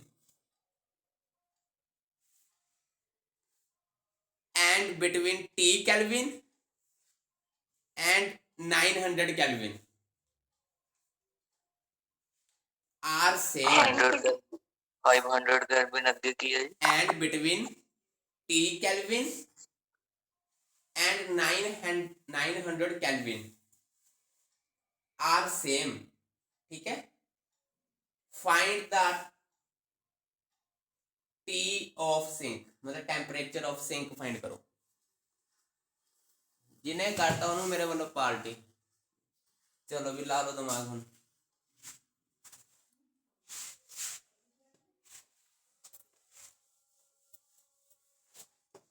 formula इतना लिख देना की है 1 - T2 अपॉन T1 चलो भी ले लो, 2 मिनट ले लो, लगाओ दिमाग। क्वेश्चन लिख लिया ना विभूति? हाँ जी। चलो पहला एक चीज मैं पूरे स्टेटमेंट भी थोड़ा क्लियर कर देना, फिर सॉल्व करियो। एक टेम्परेचर कितना दिता होया, पहले केस कितना दिता होया देखो, 100 100 कैलविन। दूजा कितना दिता होया 500 कैलविन। 500 चलो भी एक केस च की दिता होया 30 कैलविन, ਤੇ ਦੂਜੇ ਕਿਹੜਾ ਦਿੱਤਾ ਹੋਇਆ 900 ਹੁਣ ਆ ਦੋਨੋਂ ਟੈਂਪਰੇਚਰ ਦੇ ਵਿੱਚ ਦੇਖਿਓ ਸੋਰਸ ਦਾ ਕਿਹੜਾ ਹੋਊਗਾ, ਸਿੰਕ ਦਾ ਕਿਹੜਾ ਹੋਊਗਾ, ਸੋਚ ਕੇ ਦੱਸਿਓ। सोर्स 500 सोर्स का ਮਤਲਬ ਆ T1 ਗਿਵਨ ਹੈ ਤੁਹਾਡੇ ਕੋਲ, ਕੀ ਗਿਵਨ ਆ ਪਹਿਲੇ ਇੱਧਰ ਲੈ ਗਏ, ਆ ਕੀ ਗਿਵਨ ਹੈ T2। T2 ਆ ਤਾਂ ਤੁਹਾਨੂੰ ਕਹਿ ਹੀ ਰਹੇ ਸਿੰਕ ਦਾ ਮਤਲਬ ਆ T2 ਹੋਊਗਾ। ਆ ਕਿਹੜਾ ਹੋਊਗਾ ਸਿੰਕ ਸੋਰਸ ਦਾ T1। T1 ਕਹਿੰਦੇ ਕਰੋ ਹੁਣ ਤਾਂ ਰਹਿ ਹੀ ਨਹੀਂ ਗਿਆ ਕੁਝ, ਤਾਂ ਖਤਮ ਹੀ ਹੋ ਜਾਣਾ ਕੁਐਸਚਨ ਜੀ। ਮੈਂ ਦੱਸਦਾ ਅੱਗੇ ਦੋਨੋਂ ਐਫੀਸ਼ੀਐਂਸੀ ਸੇਮ ਨੇ ਤਾਂ T2 ਫਾਈਂਡ ਕਰੋ।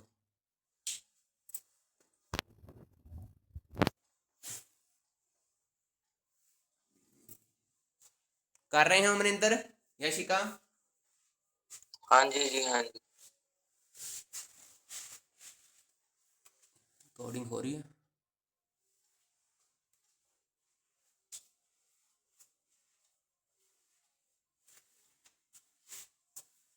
आज ये लेक्चर नहीं पता लगे दो की जी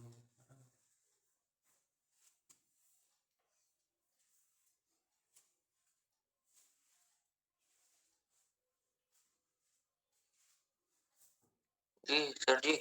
कितना आया आंसर? 180। 180 आया, 180 आया। 449 ठीक है जी। नहीं 180 आना आंसर। 0.5 दिया सर। ठीक है जी। हाँ 180 है। किमें देख लो इधर दोनों एफिशिएंसी सेम ने ना, मैं क्वेश्चन लिखा चुका, दोनों की एफिशिएंसी क्या है सेम। पहला इस केस की एफिशिएंसी देख लो की होगी 1 माइनस टी अपॉन 900 आई होगी। एक दोनों एफिशिएंसी सेम ने, दूसरी की होगी 1 माइनस 100 अपॉन 500। 500 दोनों एफिशिएंसी सेम कह रहे हैं ना, मैं एलसीएम ले तो कितना होगा 900, ऊपर बन गया 900 माइनस टी, 900 माइनस ਇਹਦਾ ਐਲਸੀਐਮ ਲੋ ਕੀ ਬਣ ਗਿਆ 500, ਉੱਪਰ ਕੀ ਬਣ ਗਿਆ 500 ਮਾਈਨਸ 100, ਆਹੀ ਆ ਗਿਆ 2 ਲੋ ਵੀ ਆ 2 0 ਨਾਲ 2 0 ਕੈਂਸਲ ਹੋ ਗਿਆ। 900 ਮਾਈਨਸ 30 अपॉन 9 आ की हो गया 400 अपॉन 5 कैंसिल कर दो, कितना आऊगा 80 आ गया। कितना आ गया 80 होगा, हाँ 80 आ गया। आ 9 उधर जाके मल्टीप्लाई कर लो, की बन जाऊगा 720 ਕੀ ਆਊਗਾ 900 ਮਾਈਨਸ 720 ਇਹਦੇ ਇਕੁਅਲ ਆ ਗਿਆ, ਮਾਈਨਸ ਟੀ ਉਧਰ ਲੈ ਜਾਓ 720 ਇੱਧਰ ਚੱਕ ਲਿਓ। 900 ਮਾਈਨਸ 720 ਹੁਣ ਤਾਂ ਮੈਥ ਹੀ ਆ। ਟੀ ਦੀ ਵੈਲਿਊ ਕਿੰਨੀ ਆ ਗਈ 180। ਲੋ ਵੀ ਆ ਸੀਗਾ ਇਹ ਜਿਹਾ ਕੁਐਸਚਨ 3 ਨੰਬਰ ਤੇ ਆਉਂਦਾ, ਬਸ 3 ਨੰਬਰ ਚ मतलब केस 1 सॉल्व किया तो फिर केस 2 सॉल्व ले मैं आंसर आ गया बेटा। देखो ध्यान ਨਾਲ विभूति लग गया पता? यशिका राधा इक्वल टू से करके करके सकते। मनिंदर तेन लग गया पता? किया 4 5 का होगा पर हाँ जी सर जी। चलो तार लो जरा, फिर मैं अगला क्वेश्चन पाऊंगा। सॉल्व देखो किमें करना है, लग गया पता? इन्ना टाइम लाना नहीं, पता 2 3 नंबर ते आंदा हुंदा, इन्ना टाइम लाना नहीं लगे। 3 ਦੇ ਨੰਬਰ ਨੇ ਆ। ਇੱਕ ਕੁਐਸਚਨ ਐਫੀਸ਼ੀਐਂਸੀ ਦਾ ਪੱਕਾ ਹੈ, ਟਿਕ ਕਰ ਲਓ ਉੱਥੇ ਪੇਪਰ ਦੇ ਵਿੱਚ। ਐਫੀਸ਼ੀਐਂਸੀ ਦਾ ਇੱਕ ਕੁਐਸਚਨ ਤਾਂ ਪੱਕਾ ਆਉਂਦਾ। ਅਗਲਾ ਕੁਐਸਚਨ ਪਾਵਾਂ? ਚਲੋ ਕਰ ਲਓ, ਤਾਰ ਲਓ ਸਾਰਾ। हो गया विभूति, हो गया यशिका? हाँ जी चलो अगला क्वेश्चन देखो। एक Carnot engine whose sink is at 27 degree Celsius, लिख लिया, has an efficiency of 40%. 26 किया sir. Sink is at 27 degree Celsius, लिख लिया, has an efficiency of 40%. Has an efficiency of 40%. 40%. By how much degree? By how much degree should the temperature of source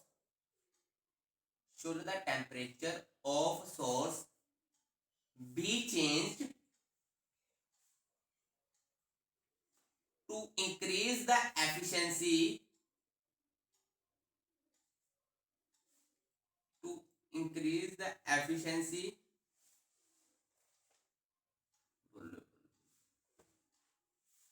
by 10% of original efficiency?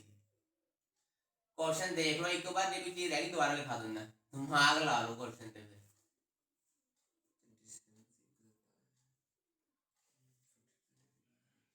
So कितना है? इतना है Q1 find करना है क्यों one find करना? पहले केस से। उन्होंने क्या ही नहीं किते क्यों वन फाइंड किया नहीं है, लेकिन पहले केस से थोड़ी करना है। लाओ दिमाग। क्वेश्चन लिख रहे सबने? क्वेश्चन पढ़े हो? पढ़े?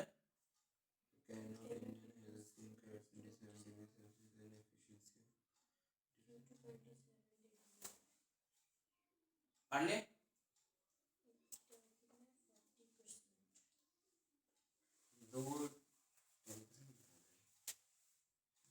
सुनना ध्यान नाल, मैं क्वेश्चन दोबारा पढ़ रही हूँ। कहते कैरनोट इंजन हैगा, ठीक है, ਉਹਦਾ ਸਿੰਕ ਦਾ ਟੈਂਪਰੇਚਰ ਹੈਗਾ 27 ਡਿਗਰੀ ਸੈਲਸੀਅਸ, ਸੋਰਸ ਦਾ ਨਹੀਂ ਪਤਾ, ਤੇ ਕਹਿੰਦੇ ਉਸ ਕੇਸ ਦੇ ਵਿੱਚ 40% ਐਫੀਸ਼ੀਐਂਸੀ ਹੈ। ਕਿੰਨੀ ਐਫੀਸ਼ੀਐਂਸੀ ਹੈ? ਪਹਿਲੇ ਤਾਂ ਤੁਸੀਂ ਛੱਕੋ, ਸਾਰਾ ਚੱਕਰ ਹੀ ਛੱਡੋ, 40% ਐਫੀਸ਼ੀਐਂਸੀ ਦਿੱਤੀ ਹੋਈ ਹੈ। ਉਸ ਕੇਸ ਦੇ ਵਿੱਚ ਮੈਨੂੰ ਸੋਰਸ ਦਾ ਟੈਂਪਰੇਚਰ ਕੱਢ ਕੇ ਦਿਖਾ ਦਿਓ, ਬਾਕੀ ਦਾ ਬਾਅਦ ਵਿੱਚ ਦੇਖਾਂਗੇ ਗੱਲਾਂ। ਤੁਹਾਨੂੰ ਪਹਿਲੇ ਕੇਸ ਦੇ ਵਿੱਚ 40% ਐਫੀਸ਼ੀਐਂਸੀ ਦਿੱਤੀ ਹੋਈ ਹੈ ਉਹਨਾਂ ਨੇ। ਚਲੋ ਮੈਂ ਸੋਲਵ ਕਰਦਾ, ਪਹਿਲਾ ਕੇਸ ਸੋਲਵ ਕਰਦਾ। ਪਹਿਲੇ ਕੇਸ ਦੇ ਵਿੱਚ ਉਹਨਾਂ ਨੇ ਕਿੰਨੀ ਐਫੀਸ਼ੀਐਂਸੀ ਦਿੱਤੀ ਹੋਈ ਹੈ? 40%. ਮਤਲਬ ਇੱਟਾ ਕਿੰਨਾ ਤੁਹਾਡੇ ਕੋਲ 40% ਹੈ। ਇੱਟਾ ਕਿੰਨਾ 40% ਦਾ ਮਤਲਬ ਇਹਨੂੰ ਲਿਖ ਸਕਦੇ 40/100। ਕੀ ਲਿਖ ਸਕਦੇ ਹੋ? ਐਵੇਂ ਲਿਖ ਲਿਓ, ਕਨਫਿਊਜ਼ ਨਾ ਹੋ ਜਾਏ ਪਰਸੈਂਟ ਦੇਤਾ ਨਾਲ, ਐਵੇਂ ਲਿਖ ਲਿਓ। ਤੇ ਉਸ ਕੇਸ ਦੇ ਵਿੱਚ ਸਿੰਕ ਦਾ ਟੈਂਪਰੇਚਰ ਕਿੰਨਾ ਦੱਸਿਓ? T2 ਕਿੰਨਾ? 27 ਡਿਗਰੀ ਸੈਲਸੀਅਸ। 300 ਹੋ ਗਿਆ। ਇਹ ਹੋ ਗਿਆ ਆਪਣੇ ਕੋਲ 300 ਕੈਲਵਿਨ। ਕੈਲਵਿਨ ਚ ਕਰਨਾ ਹੁੰਦਾ ਹਮੇਸ਼ਾ, ਯਾਦ ਰੱਖਿਓ। ਲੱਗ ਗਿਆ? ਚਲੋ ਵੀ ਐਫੀਸ਼ੀਐਂਸੀ ਦਾ ਫਾਰਮੂਲਾ ਕੀ ਹੁੰਦਾ? Formula 1 T2/T1. T1। ਇੱਟਾਂ ਦੀ ਵੈਲਿਊ ਕਿੰਨੀ ਹੈ? 40/100, ਠੀਕ ਹੈ। 1 - T2 ਦੀ ਵੈਲਿਊ ਕਿੰਨੀ ਹੈ ਦੇਖਿਓ? 300। T1 ਦੀ ਫਾਈਂਡ ਕਰਨੀ ਆ। ਇੱਕ ਕੰਮ ਕਰੀਏ, ਇਹਨੂੰ ਚੱਕ ਕੇ ਇੱਧਰ ਲੈ ਆਉਂਦੇ ਆ, ਇਹਨੂੰ ਚੱਕ ਕੇ ਉੱਧਰ ਲੈ ਜਾਂਦੇ ਆ। ਲੋ ਵੀ 300/T1 ਇੱਧਰ ਚੱਕ ਲਿਆਏ, ਇਹਨੂੰ ਚੱਕ ਕੇ ਉੱਧਰ ਲੈ ਗਏ। 1 - 40/100 ਐਲਸੀਐਮ ਲੈ ਲਈ ਹੁਣ ਇਹਦਾ। 100 ਆ ਗਿਆ ਐਲਸੀਐਮ।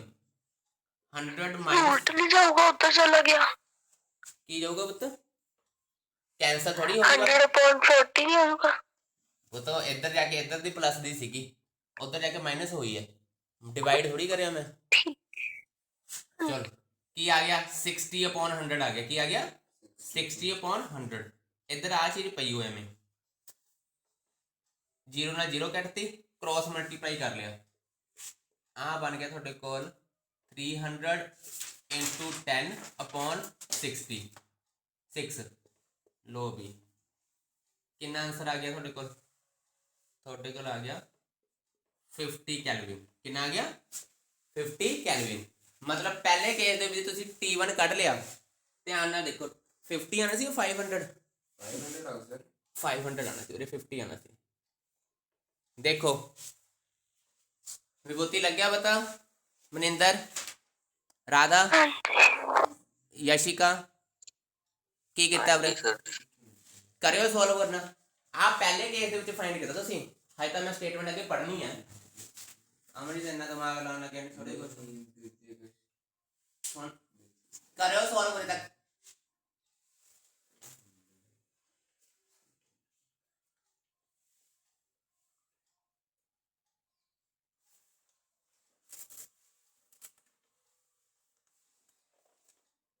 ਕਰਿਓ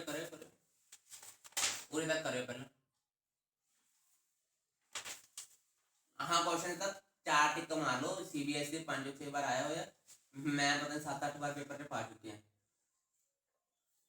ਮਤਲਬ ਦੇਖ ਲਓ ਕਿੰਨਾ ਇੰਪੋਰਟੈਂਟ ਕੁਐਸਚਨ ਹੋਊਗਾ। ਫਿਰ ਛੱਡ ਕੇ ਆਉਂਦੇ ਆ ਬੱਚੇ ਆ ਕੁਐਸਚਨ ਕਰ ਲਿਆ। ਚਲੋ ਵੀ ਹੁਣ ਅੱਗੇ ਸਟੇਟਮੈਂਟ ਪੜ੍ਹਿਓ, ਅੱਗੇ statement ਪੜ੍ਹਿਓ। Can follow how many degree should the temperature of source be changed to increase the efficiency 10%? ਕਹਿੰਦੇ ਜੇ ਆਪਾਂ efficiency 10% increase ਕਰਨੀ ਹੈ, efficiency ਸੁਣ ਲਓ ਧਿਆਨ ਨਾਲ। ਹੁਣ ਉਹ ਕੀ ਕਹਿ ਰਹੇ ਹੈ ਕਿ ਕਹਿੰਦੇ ਜੇ ਆਪਾਂ efficiency 10% increase ਕਰਨੀ ਹੈ, ਕਿੰਨੀ increase ਕਰਨੀ ਹੈ ਤਾਂ ਦੱਸੋ ਫਿਰ ਸੋਰਸ ਦਾ ਟੈਂਪਰੇਚਰ ਕਿੰਨਾ increase ਕਰਾਂਗੇ। ਸੋਰਸ ਦਾ ਟੈਂਪਰੇਚਰ ਆਪਾਂ ਲੱਗ ਗਿਆ ਪਤਾ ਕੁਐਸਚਨ ਆ। ਕਹਿੰਦੇ ਜੇ ਆਪਾਂ ਐਫੀਸ਼ੀਐਂਸੀ ਪਹਿਲੇ ਨਾਲੋਂ 10% ਇੰਕਰੀਜ਼ ਕਰਨੀ ਹੈ ਤਾਂ ਫਿਰ ਸੋਰਸ ਦਾ ਟੈਂਪਰੇਚਰ ਦੱਸੋ ਕਿੰਨਾ ਇੰਕਰੀਜ਼ ਕਰਾਂਗੇ। ਪਹਿਲਾਂ ਤੁਸੀਂ ਦੇਖੋ, ਹੁਣ ਰੇਜ਼ ਕਰਦਾ ਹਾਂ ਅੱਗੇ ਕੰਮ 50 ਕਰਕੇ ਬਾਕੀ ਸਾਰਾ ਰੁਕਤਾ ਜਾ 40 50 ਆਹੀ ਤਾਂ ਬੱਚੇ ਗਲਤੀ ਕਰਕੇ ਆਉਂਦੇ ਆ। ਤੁਹਾਡੇ ਚੋਂ ਕਈ ਇਹੋ ਜਿਹੇ ਹੋਣਗੇ ਜਿਹਨਾਂ ਨੂੰ ਮੈਥ ਬਹੁਤ ਆਉਂਦਾ ਹੋਊਗਾ, ਠੀਕ ਹੈ। ਉਹ 40% ਨੂੰ ਨਾ ਕਹਿਣਗੇ ਕਿ ਐਫੀਸ਼ੀਐਂਸੀ 50% ਹੋ ਗਈ। ਕਿੰਨੀ ਹੋ ਗਈ? ਮੈਂ ਕੀ ਕਿਹਾ 10% ਇੰਕਰੀਜ਼ ਕਰਤੀ। ਕਿੰਨੀ ਇੰਕਰੀਜ਼ ਕਰਤੀ? 10% ਇੰਕਰੀਜ਼ ਕਰਤੀ, ਠੀਕ ਹੈ। ਉਹ ਕੀ ਕਹਿਣਗੇ ਕਿ 40% ਤੋਂ 50% ਕਰ ਦਿਓ, ਠੀਕ ਹੈ। ਹੁਣ ਧਿਆਨ ਨਾਲ ਸੁਣਿਓ, ਐਫੀਸ਼ੀਐਂਸੀ 40% ਇਹਦਾ 40 ਦਾ 10% ਕੱਢੋ ਯਾਰ, 40 ਦਾ 10% ਕਿੰਨਾ ਹੋਊਗਾ? 400 10% ਕੱਢ ਲਓ, ਚਾਹੇ 40 ਦਾ ਕੱਢ ਲਓ, ਕਿੰਨਾ ਆ ਗਿਆ? 4। ਕਿੰਨਾ ਆ ਗਿਆ? ਸਿਮਿਲਰਲੀ 40% ਦਾ 10% ਕਿੰਨਾ ਹੋਊਗਾ? 4% ਹੋਊਗਾ। 40% ਦਾ 10% ਕਿੰਨਾ ਹੋਊਗਾ? 4%। ਤਾਂ 4% ਹੋਰ ਇੰਕਰੀਜ਼ ਕਰ ਦੋ। ਕਹਿਣ ਦਾ ਮਤਲਬ ਕਿੰਨਾ ਹੋ ਗਿਆ? 44% ਹੋ ਗਿਆ। ਹੁਣ ਕਿੰਨਾ ਹੋ ਗਿਆ? ਦਿਮਾਗ 'ਚ ਆ ਚੀਜ਼ ਯਾਦ ਰੱਖਿਓ, ਪੇਪਰ 'ਚ ਕਈ ਇਹੋ ਜਿਹੇ ਹੋਣਗੇ ਤੁਹਾਡੇ ਜੋ ਪੁਰਾਣੀ ਜਿਹੜੇ 50% ਕਰਕੇ ਆਉਣਗੇ ਉੱਥੇ, ਤਾਂ ਚੀਜ਼ ਯਾਦ ਰੱਖਿਓ 40 ਦਾ 10% ਹੁੰਦਾ 4, ਤਾਂ 40 ਤੋਂ ਬਾਅਦ ਕਹਿੰਦੇ 10% ਹੋਰ ਇੰਕਰੀਜ਼ ਕਰਤੀ, ਮਤਲਬ ਆਪਾਂ ਕਿੰਨਾ ਕਰਤਾ? 4% ਇੰਕਰੀਜ਼ ਹੋਰ ਕਰਤੀ ਆਪਾਂ। ਕੀ ਕਰਤਾ? ਤਾਂ ਟੋਟਲ ਕਿੰਨਾ ਹੋ ਗਿਆ? 44% ਹੋ ਗਿਆ। ਕਿੰਨਾ ਹੋ ਗਿਆ? 8 ਨਹੀਂ ਹੋ 4 + 4 ਤੇ ਦਿਮਾਗ ਠੀਕ ਹੈ। 40 ਦਾ 10% 4 ਹੋਊਗਾ, ਪਹਿਲਾਂ 40 ਸੀਗੀ ਉਹ ਤੋਂ 4% ਹੋਰ ਇੰਕਰੀਜ਼ ਹੋਈ ਹੈ, 44 ਹੋ ਗਈ। ਵਿਭੂਤੀ ਆ ਸਟੈਪ ਪਤਾ ਲੱਗਿਆ? ਮਨਿੰਦਰ ਕੀ ਕਰਨਾ ਉਰੇ? ਇਹ ਕੁਐਸਚਨ 'ਚ ਆਹੀ ਚੀਜ਼ ਇੰਪੋਰਟੈਂਟ ਹੈ। ਉੱਥੇ ਉਹ ਲਿਖ ਕੀ ਰਹੇ ਹੈ? ਕਹਿੰਦੇ ਟੂ ਇਨਕਰੀਜ਼ ਦਾ ਐਫੀਸ਼ੀਐਂਸੀ ਬਾਈ 10, ਦੇਖੋ ਜਰਾ ਕੀ ਲਿਖਿਆ ਹੈ, ਬਾਈ 10% ਆਫ ਓਰੀਜਨਲ ਐਫੀਸ਼ੀਐਂਸੀ। ਯਾਦ ਰੱਖਿਓ ਕੁਐਸਚਨ ਦੀ ਲਾਈਨ ਪੜੋ ਐਂਡਲੀ। ਕੀ ਲਿਖਿਆ ਉਹਨਾਂ ਨੇ? 10% of original efficiency. 10% of original efficiency ਕਿੰਨੀ ਹੈ ਪੁੱਤਰ ਜੀ? ਹੁਣ 10% 40 ਦਾ ਕਿੰਨਾ ਹੁੰਦਾ? 4% ਹੁੰਦਾ। ਮਤਲਬ ਟੋਟਲ ਐਫੀਸ਼ੀਐਂਸੀ ਕਿੰਨੀ ਹੋਗੀ? ਹੁਣ ਦਿਮਾਗ 'ਚ ਕਲੀਅਰ ਹੋ ਗਈ?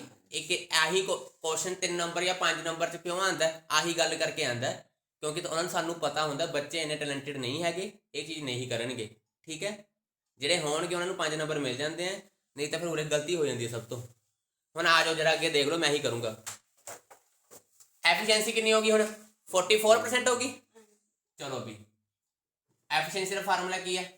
1 - T2/T1। T1 ਐਫੀਸ਼ੀਐਂਸੀ ਕਿੰਨੀ ਆ ਹੁਣ? 44%। 44/100 ਆਹੀ ਆ ਗਿਆ। 44 ਅੰਦਰ ਉਧਰ ਨਹੀਂ ਆ ਗਿਆ। 44/100। 1 - T2 ਦੀ ਵੈਲਿਊ ਕਿੰਨੀ ਹੈ? ਫਿਕਸ ਹੀ ਹੈ, ਸਿੰਕ ਦੀ ਕਿੰਨੀ ਸੀਗੀ? 300। 300 ਟੈਂਪਰੇਚਰ T1 ਕੱਢਣਾ ਆਪਾਂ। ਹੁਣ ਕਿਰਪਾ ਕਰਿਓ T1 ਦੀ ਵੈਲਿਊ 500 ਨਾ ਪੁੱਟ ਕਰ ਦਿਓ, ਇੱਥੇ ਆਪਾਂ ਨੂੰ ਪਤਾ ਨਹੀਂ, ਉਰੇ ਕੱਢਣੀ ਆਪਾਂ, ਠੀਕ ਹੈ। ਇਹਨੂੰ ਫੇਰ ਇੱਧਰ ਲੈ ਜਾਓ, ਉਹਨੂੰ ਇੱਧਰ ਲਿਆਓ, ਉਹੀ ਸਟੈਪ ਕਰਨੇ ਆ ਫਿਰ। ਲੋ ਵੀ ਇਹਨੂੰ ਇੱਧਰ ਲਿਆਏ। ਹੁਣ ਕੀ ਕਰਦੇ ਹੁੰਦੇ ਆਪਾਂ? ਐਲਸੀਅਮ ਲੈ ਲਓ। 100 - 44 100 T1 ਦੀ ਵੈਲਿਊ ਸੀ ਉਹ ਕਿਹੜੀ ਸੀ ਫਿਰ? ਉਹ ਤਾਂ ਉਹੀ ਤਾਂ ਆਪਾਂ ਪਤਾ ਕਰਨਾ ਚੇਂਜ ਕਿੰਨੀ ਕੀਤੀ ਹੈ ਪਹਿਲੇ ਨਾਲੋਂ। ਆਪਾਂ ਚੇਂਜ ਕਿਵੇਂ ਪਤਾ ਕਰਾਂਗੇ? ਦੂਜੀ ਵੈਲਿਊ ਕੱਢਾਂਗੇ, ਉਹਨੂੰ ਪਹਿਲੀ ਜੋ ਮਾਈਨਸ ਕਰਾਂਗੇ। ਮਾਈਨਸ ਕਰ ਦੇਣਾ। ਹਾਂ ਦੇਖਿਓ ਉਹਨੂੰ ਸੋਲਵ ਕਰਕੇ ਕਿੰਨਾ ਆ ਗਿਆ? 56/100 300/T1। ਚਲੋ ਵੀ ਇਹਨੂੰ ਸੋਲਵ ਕਰ ਲਿਓ। T1 ਆਊਗਾ ਤੁਹਾਡੇ ਕੋਲ 300 into 100 upon 56। ਇਹਨੂੰ ਸੋਲਵ ਕਰਿਆ ਤੁਹਾਡੇ ਕੋਲ ਆਨਸਰ ਪਤਾ ਕਿੰਨਾ ਆਊਗਾ 65.5 ਆਊਗਾ। ਕਿੰਨਾ ਆਊਗਾ 65 ਦੇਖੋ ਜਿਹੜਾ ਨਹੀਂ ਆਇਆ 2 ਮਿੰਟ ਰੁਕੋ। ਇਹਦਾ ਆਨਸਰ ਆਊਗਾ ਤੁਹਾਡੇ ਕੋਲ 535.5 ਕੈਲਵਿਨ। 535.5 ਕੈਲਵਿਨ ਯਾਦ ਰੱਖਿਓ। ਇਹਦਾ ਆਨਸਰ ਆਊਗਾ। ਪਹਿਲਾ ਆਨਸਰ ਕਿੰਨਾ ਆਇਆ ਸੀਗਾ ਦੇਖਿਓ। ਇਹਦਾ ਪਹਿਲਾ ਆਨਸਰ ਕਿੰਨਾ ਆਇਆ ਸੀਗਾ ਫਸਟ 500। ਚਲੋ ਵੀ 535.5 ਚੋਂ 500 ਘਟਾ ਦਿਓ ਕਿੰਨਾ ਬਚ ਗਿਆ 35.5 ਮਤਲਬ ਸੋਰਸ ਦਾ ਇੰਨਾ ਟੈਂਪਰੇਚਰ ਇੰਕਰੀਜ਼ ਕਰ ਦਿਓ। ਆਓ ਪੁੱਛ ਵੀ ਕੀ ਰਹੇ ਸੀਗੇ ਵੀ ਸੋਰਸ ਦਾ ਕਿੰਨਾ ਟੈਂਪਰੇਚਰ ਇੰਕਰੀਜ਼ ਹੋਊਗਾ ਪਹਿਲੇ ਨਾਲੋਂ 35.5 ਹੋਊਗਾ। ਹੋ ਗਿਆ। ਆ 5 ਨੰਬਰ 'ਚ ਵੀ ਆ ਸਕਦਾ ਕੁਐਸਚਨ। ਤਾਰ ਹੁਣ ਸਾਰਾ ਕਰੋ। ਮਨਿੰਦਰ ਸਮਝ ਲੱਗ ਗਿਆ? ਵਿਭੂਤੀ ਹਾਂਜੀ ਯਸ਼ਿਕਾ ਮੇਨ ਸਟੈਪ ਕੀ ਹੈ ਇਹ 'ਚ? ਰਾਧਾ ਤੈਨੂੰ ਲੱਗ ਗਿਆ ਪਤਾ? ਕੁਐਸਚਨ ਦੇ ਵਿੱਚ ਇੱਕ ਚੀਜ਼ ਯਾਦ ਰੱਖਿਓ। ਪਹਿਲਾਂ ਤਾਂ ਉਹਨਾਂ ਨੇ ਦਿੱਤਾ ਹੀ ਨਹੀਂ ਹੋਇਆ ਸੀ ਸੋਰਸ ਦਾ ਟੈਂਪਰੇਚਰ। ਤੁਸੀਂ ਪਹਿਲਾਂ ਤਾਂ ਸੋਰਸ ਦਾ ਟੈਂਪਰੇਚਰ ਕੱਢਿਆ T1 ਕਿੰਨਾ ਨਿਕਲਿਆ ਸੀ 500। ਠੀਕ ਹੈ। ਫਿਰ ਉਹ ਕਹਿ ਰਹੇ ਸੀ ਕਿ ਕਹਿੰਦੇ ਜੇ ਐਫੀਸ਼ੀਐਂਸੀ ਓਰੀਜਨਲ ਐਫੀਸ਼ੀਐਂਸੀ ਤੋਂ 10% ਇੰਕਰੀਜ਼ ਕਰਦੀ ਹੈ। ਓਰੀਜਨਲ ਐਫੀਸ਼ੀਐਂਸੀ 40% ਸੀ, ਉਹਦਾ 10% ਕਿੰਨਾ ਹੋਊਗਾ 4%। ਤੁਹਾਡੇ ਕੋਲ ਟੋਟਲ ਕਿੰਨਾ ਹੋ ਗਿਆ 40 + 4 44। ਕਹਿੰਦੇ ਜਦੋਂ ਐਫੀਸ਼ੀਐਂਸੀ ਤੁਸੀਂ ਇੰਨੀ ਕਰਤੀ ਤਾਂ ਫਿਰ ਦੱਸੋ ਜਿਹੜਾ ਸੋਰਸ ਦਾ ਟੈਂਪਰੇਚਰ ਉਹ ਕਿੰਨਾ ਇੰਕਰੀਜ਼ ਕਰਾਂਗੇ। ਐਫੀਸ਼ੀਐਂਸੀ ਇੰਨੀ ਲਈ ਫਿਰ ਸੋਰਸ ਦਾ ਟੈਂਪਰੇਚਰ ਕੱਢਿਆ ਆਪਾਂ, ਉਹ ਇੰਨਾ ਨਿਕਲ ਗਿਆ। ਜਿਹੜਾ ਪਹਿਲਾਂ ਕੱਢਿਆ ਸੀ ਉਹ ਚੋਂ ਮਾਈਨਸ ਕਰਤਾ, ਇੰਨਾ ਆਨਸਰ ਆ ਗਿਆ। ਕਰ ਲਓ ਸਾਰਾ ਹੁਣ। ਜੀ ਸਰ ਜੀ ਐਫੀਸ਼ੀਐਂਸੀ ਦੇ ਕੋਈ ਯੂਨਿਟ ਵੀ ਹੈਗੇ ਆ? ਐਫੀਸ਼ੀਐਂਸੀ ਦੇ ਪਤਾ ਯੂਨਿਟ ਕੈਂਸਲ ਹੀ ਹੋ ਜਾਣੇ ਆ, ਕੋਈ ਯੂਨਿਟ ਨਹੀਂ ਹੋਣਗੇ। ਕਿਉਂ ਨਹੀਂ ਹੋਣਗੇ? ਕਿਉਂਕਿ ਦੋਨੋਂ ਹੀ ਨਾ ਜੀ ਮੈਂ ਹਾਂ ਵੈਸੇ ਪੁੱਛ ਰਿਹਾ। ਹਾਂ ਐਫੀਸ਼ੀਐਂਸੀ ਦਾ ਕੋਈ ਯੂਨਿਟ ਨਹੀਂ ਹੋਊਗਾ ਬੁੱਤ, ਕਿਉਂਕਿ ਦੋਨੋਂ ਕੈਂਸਲ ਨਹੀਂ ਹੋ ਜਾਣਗੇ ਉੱਪਰ ਨੀਚੇ। ਯੂਨਿਟ ਕਰੋ ਹੁਣ ਸਾਰਾ ਸੋਲਵ ਕਰ ਲਓ।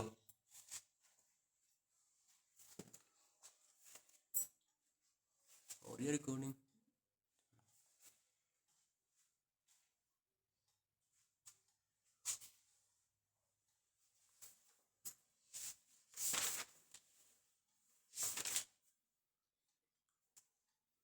ਇੱਕ ਚੀਜ਼ ਹੋਰ ਹੁਣ ਇਹ T1 T2 ਜੋ ਉਲਝ ਨਾ ਜਾਇਓ ਕਿਵੇਂ ਕੱਢਣੇ ਆ, ਇਹ ਪੱਕਾ ਆਣੇ ਨੇ ਪੇਪਰ 'ਚ। ਪਾਵਾਂ ਅਗਲਾ ਕੁਐਸਚਨ? ਚਲੋ ਕਰ ਲਓ। ਹੋ ਗਿਆ ਸੋਲਵ ਵਿਭੂਤੀ? ਮਨਿੰਦਰ ਹਾਂਜੀ ਸਰ ਜੀ। ਚਲੋ ਵੀ ਯਸ਼ਿਕਾ ਹੋ ਗਿਆ?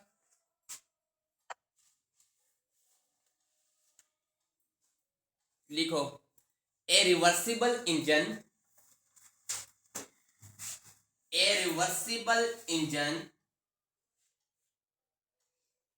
convert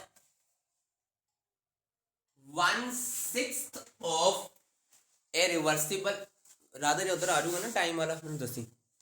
a reversible engine convert 1/6 of heat input into work, then temperature of sink is reduced by 62 degrees Celsius, 62 degree Celsius, then its efficiency is doubled, efficiency is doubled। लिख लिया? दसो सारे जाने लिख लिया जी। Temperature of sink is reduced by 62 degree Celsius. ये तो 3 टिक मार लियो, पेपर जाऊगा जरूर। Its efficiency is doubled. Repeat करियो। सुन लो, a reversible engine convert 1/6 of heat input. 1/6 मतलब कि मैं 1/6 एवं लिखांगे 1/6 of heat input into work। लिख लिया? when temperature of sink reduced by 62 degree Celsius its efficiency is doubled। ਇਹਦੀ efficiency क्या होती है